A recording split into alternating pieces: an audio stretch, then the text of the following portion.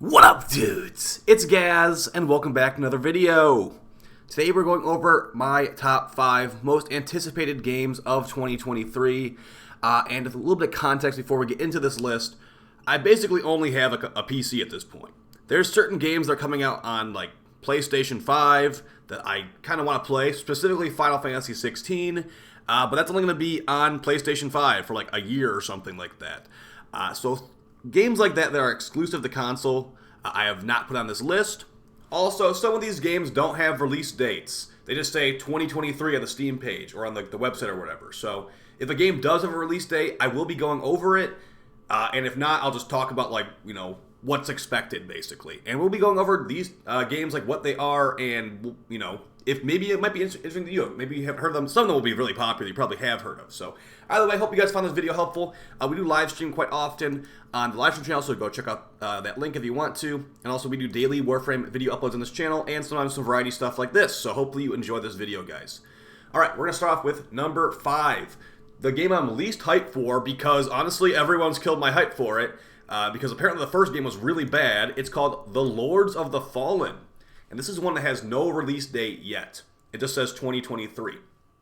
So I never played the original Lords of the Fallen game, which is apparently, just like a Souls-like kind of game. Very, by the books. But look at how awesome this looks aesthetic-wise. I love dark fantasy stuff. I love Lord of the Rings ring wraiths. And it basically just looks like you're a ring wraith in this game, which is going to be, and of course this is no gameplay, this is just a big trailer right here that makes it look really nice and pretty.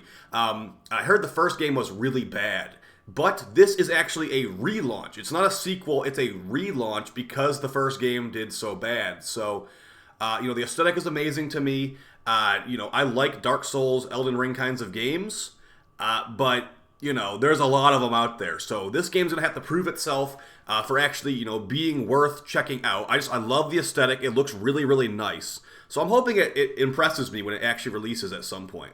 Like I said, this is one with no actual release date, just 2023 at some point. So keep an eye on that one. All right, moving on to the next game. We've got another one this one actually has a release date because this is an actual AAA game basically. And it's going to be the Resident Evil 4 remake. Resident Evil 4, the original, is actually one of my favorite games of all time. And I'm kind of a little bit worried that they're going to ruin it with this remake. But at the same time, they've been making, those Resident Evil remakes, 2 and 3 have been really good. More so 2 than 3. And then Resident Evil Village was really good too. So I'm hoping that they don't make it too, there were some really goofy moments in Resident Evil 4, the original one.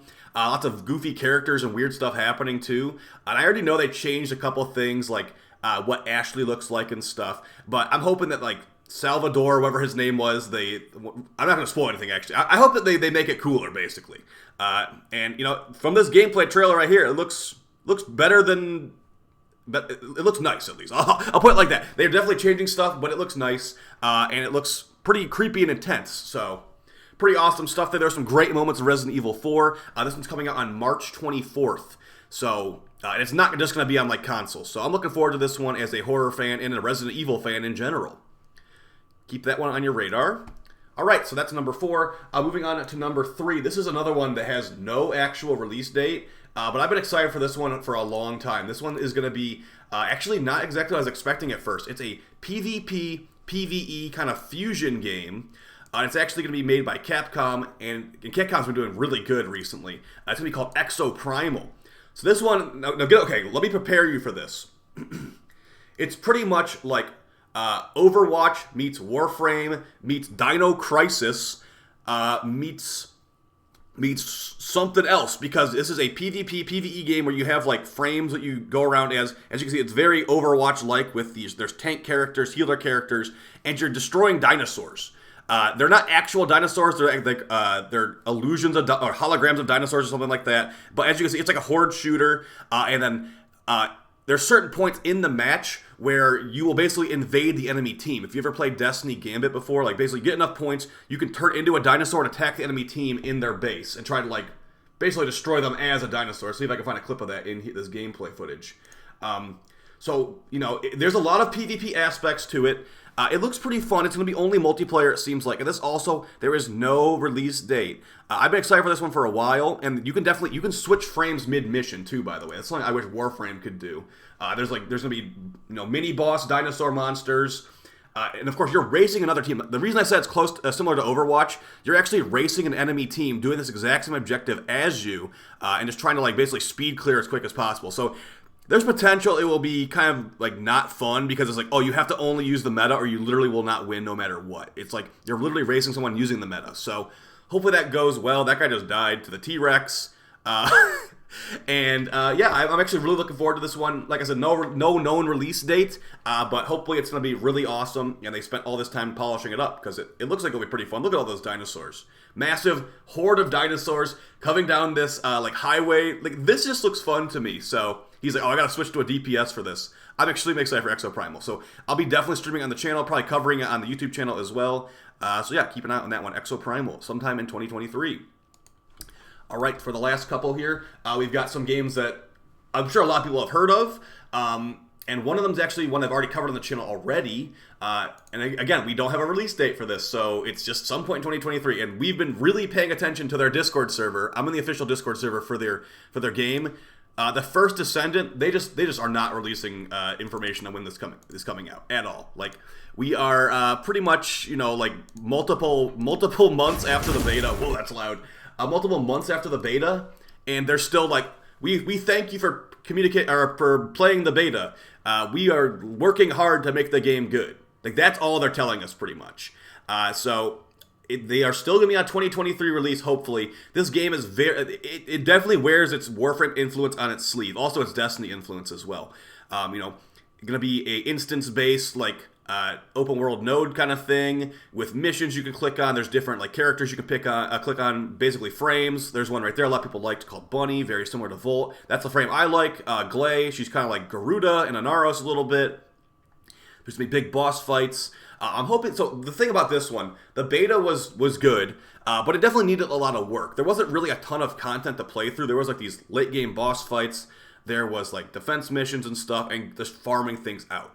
They said they're going to be focusing on endgame initially, so I think that means that we need some, that right there that they're getting chased by is one of the main, endgame bosses that we fought, but I want some actual, raids and stuff, too. Those boss fights were cool and all, but, this is a 2023 new game.